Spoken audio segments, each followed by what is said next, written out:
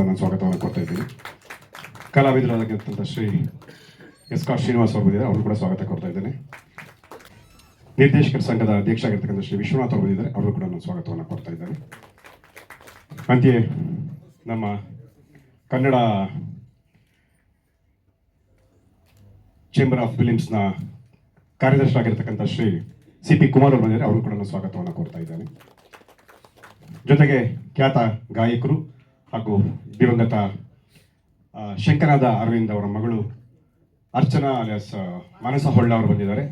ನಮ್ಮ ಈ ಗೀತೆಯ ಧ್ವನಿ ಅವರದ್ದೇ ಇರತಕ್ಕಂಥದ್ದು, ಅವರು ಕೂಡ ಬಂದಿದ್ದಾರೆ, ಅವರಿಗೆ ಸ್ವಾಗತವನ್ನು ಕೊಡ್ತಿದ್ದೀನಿ. ಈ ಎಲ್ಲ ಕಾರ್ಯಕ್ರಮದ ನಿರ್ಮಾಪಕರು ಶ್ರೀಮತಿ ಸುಮಿತಾ ಬಾನು ಅವರು ಬಂದಿದ್ದಾರೆ, ಅವರು ಕೂಡ ಸ್ವಾಗತ. ಅವರ ಹಸ್ಬೆಂಡ್ ಪ್ರವೀಣ ಬಾನು ಅವರು ಮೇಡಮ್ ಮೇಡಮ್ ಅಂದ್ಬಿಟ್ಟು ಅದೇ ಬರುತ್ತೆ, ಹಾಗಾಗಿ ಹೆಸರು ಮಾಡ್ತಾರೆ. ಮೇಡಮ್ ಬಂದಿದ್ದಾರೆ. ಸೊ ಪ್ರವೀಣ ಬಾನು ಅವರು ಬಂದಿದ್ದಾರೆ, ಅವರು ಕೂಡ ಬಂದಿದ್ದಾರೆ. ಡೈರೆಕ್ಟ್ ಗೊತ್ತು ಹುಡುಗರು ಬೆಳ್ಳಿಚುಕ್ಕಿ ವೀರೇಂದ್ರ ಅಂತೇಳಿ ಇದರ ಪರಿಕಲ್ಪನೆ ಮತ್ತು ಇದರ ಸಾಹಿತ್ಯವನ್ನು ಬರೆದು ನಿರ್ದೇಶನ ನಾನು ಮಾಡಿದ್ದೇನೆ. ಈ ತುರ್ತಾಗಿ ನಮ್ಮ ಶಾಸಕರು ಎಂ ಡಿ ಲಕ್ಷ್ಮೀನಾರಾಯಣ ಅವರು ಹೋಗ್ಬೇಕಾಗಿರೋದ್ರಿಂದ ಇದು ಅರ್ಜೆಂಟ್ ಒಂದು ಸಾಂಗ್ ಒಂದ್ಸರಿ ಹಾಕ್ತೀವಿ, ಇದನ್ನು ಪ್ಲೇ ಮಾಡ್ತೀವಿ. ಇನ್ನೊಂದ್ಸರಿ ನಮ್ಮ ಬೇರೆ ಬೇರೆ ಅತಿಥಿಗಳು ಬರ್ತಾ ಇದ್ದಾರೆ, ಆನಂತರ ಇನ್ನೊಂದ್ಸರಿ ಹಾಕೋಣ. ದಯಮಾಡಿ ವೇದಿಕೆ ಮೇಲೆ ಬಂದು ಹೇಮಲತಾ ಮೇಡಮ್ ಅವರು ಮತ್ತು ಎಂ ಡಿ ಲಕ್ಷ್ಮೀನಾರಾಯಣ ಅವರು ಬಂದು ನಮ್ಮ ಮೇಲ್ಗಡೆಯಿಂದ ನಮ್ಮ ಪ್ರೊಜೆಕ್ಟ್ ರೂಮಿಂದ ತಪ್ಪಾಯ್ತು ಪ್ರೊಜೆಕ್ಟ್ ರೂಮಿಂದ ಚಾಲು ಮಾಡಲಿಕ್ಕೆ ನೀವು ಇಲ್ಲಿ ಬಂದು ಶುಭ ಕೊಡಬೇಕು ಅಂತ ಕೇಳ್ಕೊತಾ ಇದ್ದೀನಿ.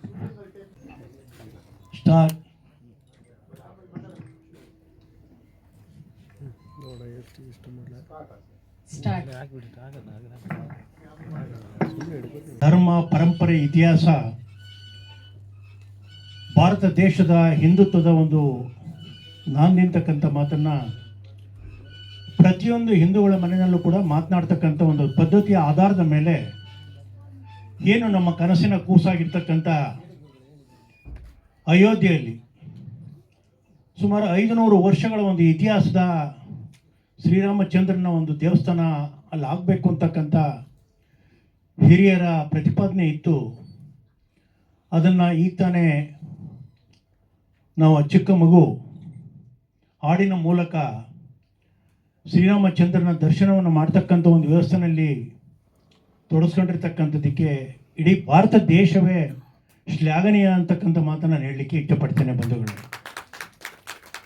ಇಂಥ ಒಂದು ಸಂದರ್ಭದಲ್ಲಿ ಅದಕ್ಕೆ ಪೂರಕವಾಗಿ ಆ ಚಕ್ಕ ಮಗು ಶ್ರೀರಾಮಚಂದ್ರನ ಬಗ್ಗೆ ಆಡಿರ್ತಕ್ಕಂಥ ಒಂದು ಹಾಡು ಮತ್ತು ನಮ್ಮ ಬೆಳ್ಳಿಚುಕ್ಕಿ ವೀರೇಂದ್ರ ಅವರು ಹಾಗೂ ಸಹೋದರಿ ಸುನೀತಾ ಅವರು ಬಂಧುಗಳು, ಯಾವುದೇ ಆಗಲಿ ಒಂದು ಪ್ರಾರಂಭ ಮಾಡ್ತಕ್ಕಂಥ ಒಂದು ಸಂದರ್ಭದಲ್ಲಿ ಅದಕ್ಕೊಂದು ಐತಿಹಾಸಿಕ ಒಂದು ನಿರ್ಣಯ ಖಂಡಿತವಾಗಿ ಕೂಡ ಬೇಕಾಗುತ್ತೆ. ಆ ದೃಷ್ಟಿಯಿಂದ ಅಯೋಧ್ಯೆಯ ಶ್ರೀರಾಮಚಂದ್ರನ ಒಂದು ವ್ಯವಸ್ಥೆಯನ್ನು ತೊಡಸ್ಕೊಂಡು ಇವತ್ತು ಪ್ರಾರಂಭ ಮಾಡಿರ್ತಕ್ಕಂಥ ಹಾಡು ತುಂಬ ಸುಂದರವಾಗಿ ಮೂಡಿಬಂದಿದೆ. ಅದಕ್ಕೆ ನಾವೆಲ್ಲರೂ ಕೂಡ ಅವರಿಗೆ ಧನ್ಯರಾಗೋಣ ಅಂತಕ್ಕಂಥ ಮಾತನಾಡ್ತಾ, ಇದು ಇಡೀ ಕೇವಲ ಬೆಂಗಳೂರು ಮಾತ್ರ ಅಲ್ಲ, ಕರ್ನಾಟಕ ಮಾತ್ರ ಅಲ್ಲ, ಭಾರತ ದೇಶಕ್ಕೆ ಒಂದು ಕೀರ್ತಿಪಥಕ್ಕೆ ಆಗಲಿ ಅಂತಕ್ಕಂಥ ಒಂದು ಆಶಯದ ನುಡಿಯನ್ನು ಆಡ್ತಾ ನಾನು ಮಾತು ಮುಗಿಸ್ತೇನೆ. ಧನ್ಯವಾದಗಳು.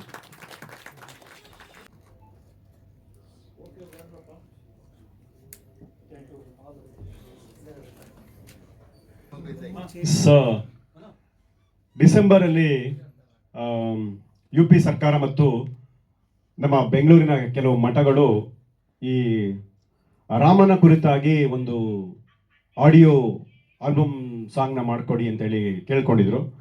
ಅದನ್ನು ಮೇಡಮ್ ಅವರು ಅದನ್ನು ಮಾತಾಡಿ ಸರ್ ಈ ಥರದೊಂದು ಅವಕಾಶ ಬಂದಿದೆ, ದಯವಿಟ್ಟು ಒಂದು ಸಾಹಿತ್ಯ ಬರೆದು ಒಂದು ನನ್ನ ಮಗಳಿಗೋಸ್ಕರ ಒಂದು ಈ ಥರದೊಂದು ದೃಶ್ಯ ಮಾಧ್ಯಮದಲ್ಲಿ ಏನಾದ್ರು ಮಾಡೋಣ ಸರ್ ಅಂತ ಅಂದರು. ಸೊ ಅವಾಗ ಮೂಡಿದ್ದೇನೆ ಈ ರಾಮನ ಗೀತೆ. ಅದು ಆಗಿ ಸುಮಾರು ಒಂದು 3 ತಿಂಗಳಾಗಿದೆ ಇದು ಚಿತ್ರೀಕರಣ ಆಗಿ.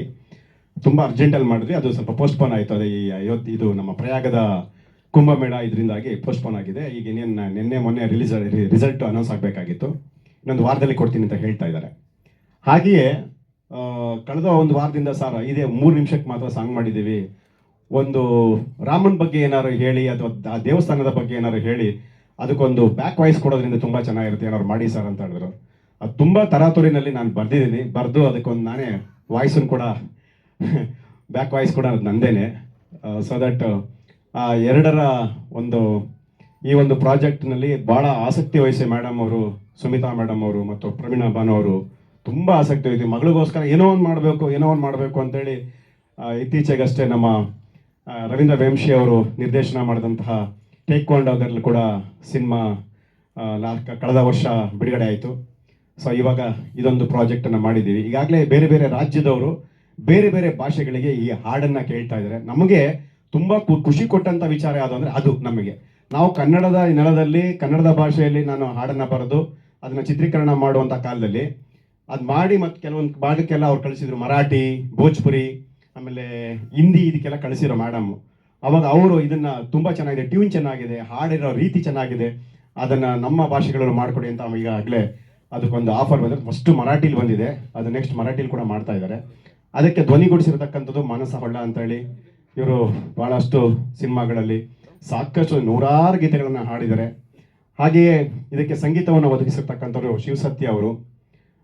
ಇದರ ಕ್ಯಾಮ್ರಾಮನ್ ಗಗನ್ ಅವ್ರು ಕೆಲಸ ಮಾಡಿದರು. ಹಾಗೆ ಎಡಿಟರ್ ವಿಭಾಗದಲ್ಲಿ ಒಂದಿಬ್ಬರು ಕೆಲಸ ಮಾಡೋರು, ತುಂಬ ಚೆನ್ನಾಗಿ ಕೆಲಸ ಮಾಡಿಕೊಟ್ರು. ನಮ್ಮ ಅನಿಲ್ ಆಗಿರ್ಬೋದು ಮತ್ತು ಬೇರೆ ಬೇರೆ ಗ್ರಾಫಿಕ್ಸ್ಗಳನ್ನ ಮಾಡಿರ್ತಕ್ಕಂಥ ಹುಡುಗರು ತುಂಬ ಕೆಲಸ ಮಾಡಿದ್ದಾರೆ. ಮೇಕಪ್ಪು ನಮ್ಮ ಮಗಳೇ ಮಾಡಿರೋದು, ರೇಷ್ಮಾ ಬೆಳ್ಳಿದೀಪ ಅಂತೇಳಿ ಅವಳೇ ಮಾಡಿದ್ದು ಮೇಕಪ್ಪು, ಮತ್ತು ಆ ಕಾಸ್ಟ್ಯೂಮ್ ಡಿಸೈನಿಂಗ್ ಅವಳೇ ಮಾಡಿರೋದು. ಒಟ್ಟಿನಲ್ಲಿ ಯಾವುದೋ ಒಂದು ಹೊಸ ಪ್ರಾಜೆಕ್ಟ್ಗಳನ್ನ ಸುಮಿತಾ ಮೇಡಮ್ ಅವರಾಗಲಿ, ಅವರ ಕುಟುಂಬ ಪ್ರವೀಣಾ ಬಾನು ಅವರಾಗಲಿ ಮಾಡ್ತಾನೆ ಇರ್ತಾರೆ. ಅವರು ಹೊರ ದೇಶದಲ್ಲಿ ಇರ್ತಕ್ಕಂಥದ್ದು, ಆದರೂ ಮಗಳನ್ನು ಇಷ್ಟು ಮಟ್ಟದಲ್ಲಿ ಬೆಳೆಸುವಂಥ ಪ್ರಯತ್ನವನ್ನು ಮಾಡ್ತಾ ಇದ್ದಾರೆ. ನಿಜವಾಗ್ಲೂ ನನಗೆ ಒಂದು ಅವಕಾಶ ಕೊಟ್ಟಿದ್ದಾರೆ. ಏನಾದ್ರು ಪ್ರಶ್ನೆಗಳಿದ್ರೆ ದಯವಿಟ್ಟು ಕೇಳಿ ಮಾಧ್ಯಮದ ಸ್ನೇಹಿತರು. ನಾವು ಯಾವಾಗಲೂ ಮಾಧ್ಯಮದಲ್ಲಿ ಕೂತ್ಕೊಂಡು ಮಾತಾಡ್ತಾ ಇದ್ವಿ. ನನಗೆ ಗೊತ್ತಿರೋಷ್ಟು ಹೇಳಿದ್ದೀನಿ, ಶಿವನ್ ಹೇಳ್ತಿದ್ದಾನೆ ಇಲ್ಲಿ, ಎಸ್ಕಾರ್ಟ್ ಹೇಳ್ತಿದ್ದಾನೆ. ಸೊ ದಟ್ ಎಲ್ಲ ಒಟ್ಟೊಟ್ಟಿಗೆ ನಾವೆಲ್ಲ ಕೆಲಸ ಮಾಡುವಂಥವ್ರು ಮಾಧ್ಯಮದಲ್ಲಿ, ಸಿನಿಮಾ ಧಾರಾವಾಹಿಗಳಲ್ಲಿ ಈಗ ಈ ಥರದ್ದು ಒಂದು ಪ್ರಯತ್ನಗಳನ್ನ ಮಾಡ್ತಾ ಇದ್ದೀವಿ. ಹಾಂ, ಯಾರ್ದು? ಅವ್ರು ತುಂಬ ಖುಷಿಯಾಗಿದೆ. ನಿನ್ನೆ ಕರೆದು ಪೇಜಾವರ ಶ್ರೀಗಳು ಮಠಕ್ಕೆ ಕರೆದು ಮಗಳನ್ನ ಕರೆದು ಸನ್ಮಾನ ಮಾಡಿ ಕಳಿಸಿದ್ದಾರೆ. ರಾತ್ರಿ 9:30 ಯಾವುದು ಎಲ್ಲ ಎಕ್ಸಾಮ್ ಎಲ್ಲ ನಡೀತಾ ಇದೆ, ಸಂಸ್ಕೃತ ಎಕ್ಸಾಮ್ ನಡೀತಾ ಇದೆ. ಅವರು ಕೂಡ ಇವತ್ತು ಬರಬೇಕಾಗಿತ್ತು. ಅವ್ರಿಗೇನಾಗಿದೆ ಅಂದರೆ ಅವ್ರ ಗುರುಗಳು ಅಲ್ಲೇ ಇರೋದ್ರಿಂದ ಮಠದಲ್ಲಿ ಬೆಂಗಳೂರಿನ ನಮ್ಮ ವಿದ್ಯಾಪೀಠ ಸರ್ಕಲ್ ಇರುವಂಥ ಮಠದಲ್ಲೇ ನಿನ್ನೆ ರಾತ್ರಿ ಕರೆದು ಇಬ್ಬರು ಹೆಣ್ಮಕ್ಳನ್ನ ಕರೆದು ಸನ್ಮಾನ ಕೂಡ ಮಾಡಿದ್ದಾರೆ. ಸೊ ನನ್ನೂ ಕೂಡ ಕರೆದು ನಾನು ಹೋಗೋಕೆ ಆಗಿಲ್ಲ ಅಷ್ಟೇ. ಕರೆದು ಭಾಳ ವಿಶೇಷವಾಗಿ ಇಡೀ ಸಾಂಗನ್ನು ನೋಡಿ ಭಾಳ ದೊಡ್ಡ ಮಟ್ಟದಲ್ಲಿ ಇದು ಹೆಸರಾಗತ್ತೆ, ತುಂಬ ಚೆನ್ನಾಗಿ ಮಾಡಿದ್ದೀರಾ, ನಮಗಂತೂ ಹೆಮ್ಮೆ ಆಗಿದೆ ಅಂತ ಹೇಳಿದ್ದಾರೆ. UP ಸರ್ಕಾರದಲ್ಲೂ ಕೂಡ ಅವರು ಆ್ಯಕ್ಚುಲಿ ಇದು ಜನವರಿ 22ನೇ ತಾರೀಕಿಗೆ ಅಲ್ಲಿ ಬಿಡುಗಡೆ ಆಗಬೇಕಾಗಿತ್ತು, ಅಲ್ಲಿ ಅಯೋಧ್ಯೆಯಲ್ಲಿ ಬಿಡುಗಡೆ ಆಗಬೇಕಾಗಿತ್ತು. ಅದೇ ಈಗ ಪ್ರಯಾಗದ್ದಾಗಿರೋದ್ರಿಂದ ಪೋಸ್ಟ್ಪೋನ್ ಆಗಿದೆ. ಅದು 1 ವರ್ಷದ ಕಾರ್ಯಕ್ರಮ ಕೂಡ ಇನ್ನೂ ಆಗಿಲ್ಲ. ಅಲ್ಲಿ ಅಯೋಧ್ಯ ರಾಮ ಮಂದಿರದ 1 ವರ್ಷದ ಸೆರೆಮನಿ ಕೂಡ ಇನ್ನೂ ಆಗಿಲ್ಲ. ಅದು ತುಂಬ ದೊಡ್ಡ ಮಟ್ಟದಲ್ಲಿ ಮಾಡ್ತಾ ಇದ್ದಾರೆ. ಅದರಲ್ಲಿ ನಮಗೆ ವಿಶೇಷ ಆಹ್ವಾನಿತರಾಗಿ ನಮ್ಮ ಈ ಸಾಂಗನ ಮಾಡಿರ್ತಕ್ಕಂಥ ಟೀಮ್ನ ಕೂಡ ಕರೀತಾರೆ. ಈಗ ಕೇಳಿದ್ದಾರೆ, ಈಗ ಅದಕ್ಕೆ ತುಂಬ ತುರ್ತಾಗಿ ನಾವು ಮರಾಠಿ ಮತ್ತು ಹಿಂದಿ ಮಾಡೋಕ್ಕೆ ಪ್ಲಾನ್ ಮಾಡ್ತಾ ಇದ್ದೀವಿ. ಯೂಟ್ಯೂಬ್ ಚಾನಲ್ಗೆ ಇವತ್ತು ರಾತ್ರಿನೇ ಲೋಡ್ ಆಗುತ್ತೆ. ಋತುಸ್ಪರ್ಶ ಅಂತ ಅವಳದೇ ಇದೆ, ಅವಳೇ ಮಗಳ ಹೆಸರಲ್ಲೇ ಇದೆ. ಹಾಗಾಗಿ ಅವ್ರು ಅದರನ್ನೆಲ್ಲೇ ಮಾಡ್ತಿದ್ದಾರೆ, ಕೆಲವೊಂದೆಲ್ಲ ಹಾಕೊಳ್ತಾ ಇದ್ದಾರೆ. ಕಳೆದ ಒಂದು 6-7 ತಿಂಗಳಲ್ಲಿ ಒಂದು ಸಣ್ಣದೊಂದು ಬಿಟ್ ಥರ ಏನೋ ಮಾಡಿದ್ವಿ ನಾವು. ಸುಮಾರು 1.5 ರಿಂದ 1.25 ಲಕ್ಷ ಜನ ಅದರ ವ್ಯೂ ನೋಡಿದ್ದಾರೆ ಅವಳದು. ಇಡೀ ಅವಳದೊಂದು ಪ್ರೋಗ್ರಾಮ್ನ ಗಣಪತಿಯನ್ನ ನೀರಿಗೆ ಬಿಡ್ತಾ ಇದ್ದಾರೆ. ಅದಕ್ಕೆ ದೇವಾನುದೇವತೆಗಳು ಬಂದು ಹೇಳಿದ್ರೆ ಹೆಂಗಿರುತ್ತೆ, ಅದೊಂದು ಧಾರ್ಮಿಕ ಹಬ್ಬವನ್ನು ನೀವು ಹೆಂಗೆ ಆಚರಣೆ ಮಾಡ್ತಾ ಇದ್ದೀರಾ, ಕಲುಷಿತವಾಗಿ ನೀರನ್ನ ಮಾಡ್ತಾ ಇದ್ದೀನಿ, ನೀರನ್ನ ಹಾಳು ಮಾಡ್ತಾ ಇದ್ದೀರಾ, ಬಣ್ಣ ಮಿಶ್ರಿತ ಇದೆಲ್ಲ ಆಗ್ತಿದೆ ಅಂತ ಆ ಥರದೊಂದು ಪೋರ್ಟ್ರೇಟ್ ನಾನೇ ಬರೆದಿದ್ದೆ ಅದರ ಸಬ್ಜೆಕ್ಟನ್ನು. ಅದನ್ನು ಮಾಮೂಲಿ ಜನರು ಹೇಳಿದ್ರೆ ಅದು ಜನ ತಗೊಳ್ಳೋದಿಲ್ಲ. ಅದಕ್ಕೆ ನಾವೇನು ಮಾಡಿದ್ವಿ, 9 ನವ ದುರ್ಗಿಯರು ಬಂದು ಇದು ಹೆಣ್ಣು ದೇವರುಗಳು ಬಂದಾಗ ಯಾವುದೇ ಥರ ಒಂದೊಂದು ಕ್ಯಾರೆಕ್ಟರ್ ಬಂದು ಹೇಳುತ್ತೆ ಅಂತ ಅದನ್ನು ಮಾಡಿದ್ವಿ. ಅದು ತುಂಬ ದೊಡ್ಡ ಮಟ್ಟದ ಹಿಟ್ ಆಯ್ತು. ಅದು ತುಂಬ ದೊಡ್ಡ ಲೆವೆಲಲ್ಲಿ ಎಷ್ಟೋ ಬೇರೆ ಬೇರೆ ಭಾಗಗಳಿಂದ ಅವಳದು ಸ್ಕ್ಯಾನರ್ಗೆಲ್ಲ ದುಡ್ಡೆಲ್ಲ ಹಾಕಿದ್ದಾರೆ ಸುಮಾರು ಜನ. ಆ ಥರದ್ದೆಲ್ಲ ಆಯ್ತು ಅವಳದಿಗೆ. ಅದರ ಇನ್ನೊಂದು ಪ್ರಯತ್ನವೇ ಈ ರಾಮಂದು. ಅಂದರೆ ಇದು ಕಾಂಪಿಟೇಷನ್ ಅಂತಲೇ ಕೊಟ್ಟಿದ್ರು ನಮಗೆ. ಕಾಂಪಿಟೇಷನ್ಗೆ ಅದೇ ಸಾಹಿತ್ಯ ಬರೆದು ಹೊಸದಾಗೆ ಮಾಡಬೇಕು, ಯಾವುದೋ ಹಳೆಯದನ್ನು ತೆಗೆದು ಶೂಟ್ ಮಾಡೋದಾಗಲಿ ಅಥವಾ ಇನ್ಯಾವುದನ್ನು ಕಾಪಿ ಮಾಡೋದಾಗಲಿ ಮಾಡಿಕೊಡ್ದು ಅಂತ ಹೇಳಿದರು. ಹಾಗಾಗಿ ಹೊಸದಾಗಿ ಹಾಡನ್ನು ಬರೆದು ಒಂದೇ ದಿನದಲ್ಲಿ ಅದು ಅವಳಿಗೆ ಎಕ್ಸಾಮ್ ಬೇರೆ ಆ ದಿನ ಸುಮಾರು 11:30 12 ಗಂಟೆಗೆ ಬಂದಿದ್ದು ಮಧ್ಯಾಹ್ನ ಮಗಳೋಳು ಬಂದು ಅವಾಗ ಮೇಕಪ್ ಮಾಡಿಸಿ ಅವಾಗ ಶೂಟ್ ಮಾಡಿರೋದು. ಬರೀ 7 ಗಂಟೆಯಲ್ಲಿ ಸುಮಾರು ಒಂದು 7 ಗಂಟೆ ಒಳಗಡೆ ಶೂಟಿಂಗ್ ಮುಗಿಸಿದ್ದೀವಿ. ಅದನ್ನು 2 ದೇವಸ್ಥಾನ ಶೂಟ್ ಮಾಡೋದು, ಒಂದು ಜಯನಗರ, ಅಲ್ಲಿಂದ ರಾಜಾಜಿನಗರ ರಾಮ ಮಂದಿರದ ಸ್ಟ್ಯಾಚು ಇದೆ, ಅಲ್ಲಿಗೆ ಶಿಫ್ಟ್ ಆಗಬೇಕು. ಸೊ ಅಷ್ಟರಲ್ಲಿ ತುಂಬ ಸ್ಟ್ರೈನ್ ಕೊಟ್ಟು ಆ ಹುಡುಗಿ ಹತ್ರ ನಾನು ಕೆಲಸ ಮಾಡಿಸಿರೋದು. ತುಂಬ ತರಗತಿ ಅದು ಬೇಗ ಶೂಟಿಂಗ್ ಆಗಿದೆ, 2-3 ದಿನ ಮಾಡಿಲ್ಲ. ಅದು ಮಾಡಿದ ಕೇವಲ ಒಂದೇ ದಿನ. ತುಂಬ ಚೆನ್ನಾಗೂ ಸಪೋರ್ಟ್ ಮಾಡಿಲ್ಲ ಮಗಳು, ಭಾಳ ತುಂಬ ಆ್ಯಕ್ಟಿವ್ ಅವಳು, ಹಾಗಾಗಿ ತುಂಬ ಸಪೋರ್ಟಿವ್ ಆಯ್ತು ನಮಗೆ. ಎಲ್ಲ ಒಂದೇ ಟೇಕಲ್ಲೇ ಮಾಡಿದ್ದಾಳೆ. ಆಮೇಲೆ ತುಂಬ ಶಾರ್ಟ್ಸ್ಗಳಿದೆ. ಆಮೇಲೆ ನಮಗೆ ಬೇಜಾರಾಗೋದೇನಂದರೆ, ದಯವಿಟ್ಟು ಮಾಧ್ಯಮಕ್ಕೆ ನಾನು ಮತ್ತೆ ಹೇಳ್ತಾ ಇದ್ದೀನಿ, ನಾನು ಈ ಸರಿ ಕೂಡ ಪತ್ರಿಕೆಗಳಲ್ಲಿ ಬರೆದಿದ್ದೇನೆ, ನಮ್ಮ ಬೆಂಗಳೂರು ಅಂತಾರಾಷ್ಟ್ರೀಯ ಚಲನಚಿತ್ರೋತ್ಸವ ಯಾವ ಮಟ್ಟಕ್ಕೆ ಬಂದು ನಿಂತಿದೆ ಅಂತ ಅಂದರೆ, ಒಳ್ಳೊಳ್ಳೆಯ ಸಿನಿಮಾಗಳು, ಸದಾಭಿರುಚಿಯ ಚಿತ್ರಗಳು. ನಾನು ಹೋದ ವರ್ಷ ನಿರ್ಮಾಪಕನಾಗಿ ಕನ್ನಡಿ ಅಂತ ಚಿತ್ರ ಮಾಡಿದಾಗ ಬೇರೆ ಬೇರೆ ದೇಶ, ಅಮೆರಿಕ ಅಕ್ಕಾಸಮೇಳನ ಸೆಲೆಕ್ಟ್ ಮಾಡ್ತಾರೆ, ಬೇರೆ ಬೇರೆ ದೇಶದಲ್ಲಿ ಸಿನಿಮಾ ಸೆಲೆಕ್ಟ್ ಆಗುತ್ತೆ. ಬೆಂಗಳೂರಿನಲ್ಲಿ, ಅದರಲ್ಲೂ ಕನ್ನಡದ ನೆಲದಲ್ಲಿ ಕನ್ನಡದ ಕಥೆಯನ್ನು ಆಧಾರಿತ ಒಂದು ಕಾದಂಬರಿ ಚಿತ್ರವನ್ನು ಆಯ್ಕೆ ಮಾಡಲ್ಲ. ನಮಗೆಷ್ಟು ನೋವಾಗಲ್ಲ. ಇನ್ನು ಒಳ್ಳೆ ಸಿನಿಮಾ ಬರಲ್ಲ, ಒಳ್ಳೆ ಸಿನಿಮಾವನ್ನು ಜನ ನೋಡ್ತಾ ಇಲ್ಲ ಅಂದರೆ ಎಲ್ಲಿಂದ ನೋಡ್ತಾರೆ? ಈ ಸರಿನೂ ಅದೇನೇ ಆಗಿದೆ. ಬಟ್ ಆದರೆ ಒಂದು ಸಮಾಧಾನಕರ ಬಹುಮಾನ ಏನಪ್ಪಾ ಅಂತಂದ್ರೆ, ಈ ಪಿದಾಯಿ ಅಂತದ್ದು ಆಗಿರ್ಬೋದು, ಅಥವಾ ದಸ್ಕತ್ ಅಂತ ಸಿನಿಮಾಗಳು, ಕೆಲವು ಸಿನಿಮಾಗಳು ನಂಗೆ ಭಾಳ ಇಷ್ಟ ಆಗಿದೆ. ನಾನು ಆ ಥರನೇ ವಿಮರ್ಶೆ ಕೂಡ ನಾನು ಮಾಡಿದ್ದೀನಿ ಅದನ್ನು. ಸೊ ನಮ್ಗೆ ಬೇಜಾರೇನು ಅಂದರೆ, ಸರ್ಕಾರ ದುಡ್ಡು ಕೊಡುತ್ತೆ, ಎಲ್ಲ ಕೊಡುತ್ತೆ, ಆದರೆ ಜೂರಿ ಮೆಂಬರ್ಗಳನ್ನು ಆಯ್ಕೆ ಮಾಡೋದ್ರಲ್ಲಿ ತುಂಬ ಸೋಲುತ್ತೆ. ಈಗ ಉದಾಹರಣೆಗೆ ಈ ಹೆಣ್ಮಗಳು ಮಾಡಿರೋ ಸಿನಿಮಾ ಕೂಡ ಈ ವರ್ಷ ಮಕ್ಕಳ ಸಿನಿಮಾನೇ ಇಲ್ಲ. ಈ ಸರಿ ಏನು ಹೇಳುತ್ತೆ, ಒಂದು ಫೆಸ್ಟಿವಲ್ ಏನು ಹೇಳುತ್ತೆ, ಎಲ್ಲ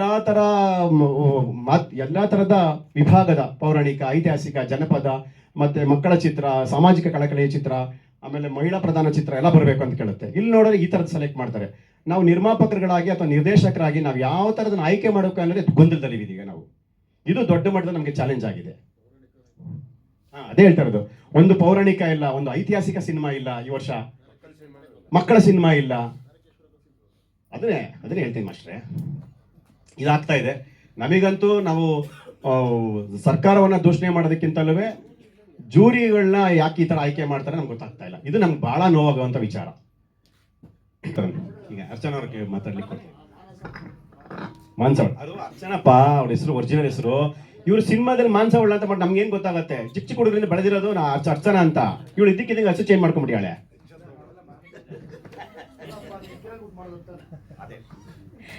ಇಲ್ಲ, ನಾನಂದರೆ 6-7 ವರ್ಷ ಆಯಿತು ಸಂಗೀತ ನಿರ್ದೇಶನ ಕೂಡ ಶುರು ಮಾಡಿದಾಗ ನಾನು ಆ್ಯಕ್ಚುಲಿ ಹೆಸರು ಮಾನಸ ಹೊಳ್ಳ ಅಂತ ಮಾಡ್ಕೊಂಡಿದ್ದೆ. ಅದಕ್ಕೂ ಮುಂಚೆ ಸುಮಾರು ಅಲ್ಲಿ ಅರ್ಚನಾ ಅಂತಲೇ ಇದ್ದಿದ್ದು. ಸೊ ಇದಕ್ಕೆ ಮುಖ್ಯವಾಗಿ ಆ್ಯಕ್ಚುಲಿ ಶಿವಸತ್ಯ ಸರ್ ಇವತ್ತು ಮಿಸ್ಸಿಂಗ್. ಆ್ಯಕ್ಚುಲಿ ಅವರ ಸಂಗೀತ ನಿರ್ದೇಶನದಲ್ಲಿ ಬಂದಿರೋವಂಥ ಗೀತೆ ತುಂಬ ಸೀನಿಯರ್, ಆಲ್ಮೋಸ್ಟ್ 40 ವರ್ಷಕ್ಕೂ ಹೆಚ್ಚು ಎಕ್ಸ್ಪೀರಿಯನ್ಸ್ ಇರೋವಂಥ ಹಲವಾರು ಧಾರಾವಾಹಿಗಳಾಗಲಿ, ಸಿನಿಮಾಗಳಾಗಲಿ, ಬ್ಯಾಕ್ಗ್ರೌಂಡ್ ಸ್ಕೋರ್ಗಳಾಗಲಿ ಸುಮಾರು ವರ್ಕ್ ಮಾಡಿರೋವಂಥವ್ರು ಶಿವಸತ್ಯ ಸರ್. ಅವರ ಸಂಗೀತ ನಿರ್ದೇಶನದಲ್ಲಿ ಹಾಡೋದಕ್ಕೆ ತುಂಬ ಖುಷಿ ಇದೆ. ಆ್ಯಂಡ್ ವೀರೇಂದ್ರ ಸರ್ ತುಂಬ ಆತ್ಮೀಯರು, ತುಂಬ ಚಿಕ್ಕ ಹುಡುಗಿದನ್ನು ನೋಡಿದ್ದಾರೆ. ಸೊ ಈ ಪ್ರಾಜೆಕ್ಟ್ಗೆ ವರ್ಕ್ ಮಾಡೋದಕ್ಕೆ ಮತ್ತು ಸುಮಿತ್ರಾ ಮೇಡಮ್ ಕೇಳ್ಕೊಂಡಾಗ ನಿಜವಾಗ್ಲೂ ರಾಮನ್ ಬಗ್ಗೆ ಹಾಡಬೇಕು ಅಂದಾಗ ಯಾರಿಗೆ ತಾನೇ ಖುಷಿ ಆಗಲ್ಲ.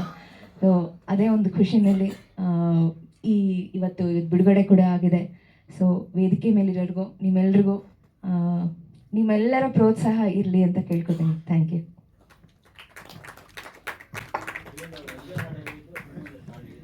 ಸರ್ ಕೇಳ್ತಾ ಇದ್ದಾರೆ, ಈಗ ಸಾಂಗ್ಗಳು ನಿನ್ನೆ ಕೇಳಿದ್ದಾರೆ, ಕೃಷ್ಣನ್ ಬಗ್ಗೆ ಮಾಡ್ಕೊಡಿ ಅಂತ ಕೇಳಿದ್ದಾರೆ. ನಿನ್ನೆ ನಾನು ಹೋಗಿಲ್ಲ, ಮೇಡಮ್ಗೆ ಕೇಳಿದರೆ ಕೃಷ್ಣನ್ ಬಗ್ಗೆ ಒಂದು ಸಾಂಗ್ ಮಾಡ್ಕೊಡಿ, ಚೆನ್ನಾಗಿದೆ, ಇದು ಟ್ಯೂನಿಂಗ್ ಎಲ್ಲ ತುಂಬ ಚೆನ್ನಾಗಿ ಮಾಡಿದಂತೆ. ಆ್ಯಕ್ಚುಲಿ ಶಿವಸತ್ಯ ಅವರು MS ಸತ್ಯ ಅವರ ಮಗ, ರಾಜ್ಕುಮಾರ್ ಅಂತ ಹಿರಿಯ ಕಲಾವಿದ್ರ ಜೊತೆಯಲ್ಲಿ ಸುಮಾರು 15 ಸಿನಿಮಾಗಳಲ್ಲಿ ಪಾತ್ರ ಮಾಡಿದಂಥ ಹಿರಿಯ ಕಲಾವಿದರು MS ಸತ್ಯು. ಅವರ ಮಗ ಇವತ್ತು ಇದು RR ನಗರದಲ್ಲಿ ಒಂದು ಸಣ್ಣ, ಒಂದು ತುಂಬ ದೂರದಲ್ಲಿ ಒಂದು ಮನೆ ಮಾಡಿಕೊಂಡು ಸಣ್ಣ ಬಜೆಟಲ್ಲಿ ಸಿನಿಮಾಗಳಿಗೆ ಮ್ಯೂಸಿಕ್ ಮಾಡ್ತಕ್ಕಂಥದ್ದಾಗಲಿ, ಆಮೇಲೆ ನಮ್ಮ ಮ್ಯಾಕ್ಸಿಮಮ್ ಕನ್ನಡ ಮೆಗಾ ಧಾರಾವಾಹಿಗಳಿಗೆ ಮ್ಯೂಸಿಕ್ ಮಾಡೋದ್ರಲ್ಲಿ ಬ್ಯಾಕ್ ಸ್ಕೋರ್ ಮ್ಯೂಸಿಕ್ ಮಾಡಿರೋದ್ರೆ ಅವರೇನೆ. ಇವತ್ತಿಗೂ ಸಾಕಷ್ಟು ಮಾಡಿದ್ದಾರೆ, ಬೆಳಕಿಗೆ ಬರ್ತಾ ಇಲ್ಲ ಅಂತವ್ರೆಲ್ಲರೂ. ಸೊ ನಾವಂತೂ ನನ್ನ ಸಿನಿಮಾ ಕೂಡ ಅವರೇನೆ ಮ್ಯೂಸಿಕ್ಕು ಮಾಡಿದ್ದು. ಆ ಸಿನಿಮಾದಲ್ಲೂ ಕೂಡ ಇವರು ಕೂಡ ಹಾಡಿದ್ರು, ಒಂದು ಸಾಂಗನ್ನು, ಕೊನೆ ಕ್ಲೈಮ್ಯಾಕ್ಸ್ ಸಾಂಗ್ನ ಇವರೇ ಹಾಡಿದ್ದಾರೆ, ಮ್ಯೂಸಿಕ್ ಕೂಡ ಅವರೇ ಮಾಡಿದ್ರು. ಸೊ ದಟ್ ತುಂಬ ಚೆನ್ನಾಗಿ ಮಾಡ್ತಾರೆ ಮ್ಯೂಸಿಕ್ನವರು. ಗಣೇಶ್ ಕೇಸಕ್ಕರು ಮಾತಾಡಬೇಕು ಅಂತ ಕೇಳ್ಕೊತೀನಿ.